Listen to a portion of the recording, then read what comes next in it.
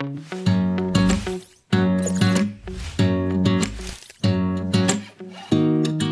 am I entitled to as a house bae? In other words, a stay-at-home mom or a stay-at-home dad?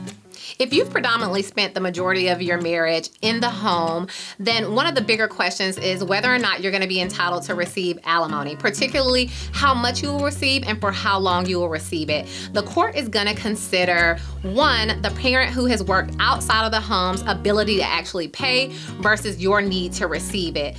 The court is going to also factor in how long you should receive it, whether or not you should have it until death or until you remarry, or whether or not you just need some type of rehabilitative support or alimony, which is just like a jump start for you to get yourself going and actually attain employment.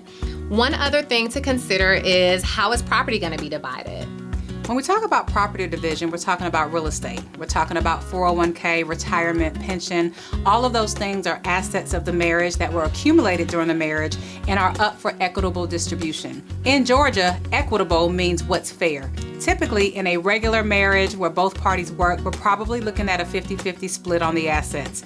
But if you've been a stay-at-home wife or a stay-at-home husband, that split could look very different. The other factor for the court to consider is who's going to have custody of the children.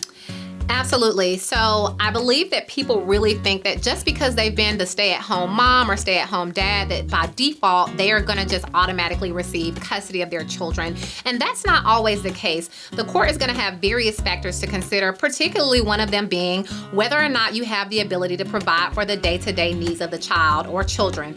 And what that means essentially is, are you going to be able to afford to take care of them without the full support of the other parent? I would suggest, and I think that we do a really good job of managing expectations, but we would absolutely suggest that if you are a stay-at-home wife and or husband, that you really consider looking for employment, because if custody is at issue or dispute, you're gonna wanna make sure that you can prove to the court that you have the ability to provide for the day-to-day needs of your children.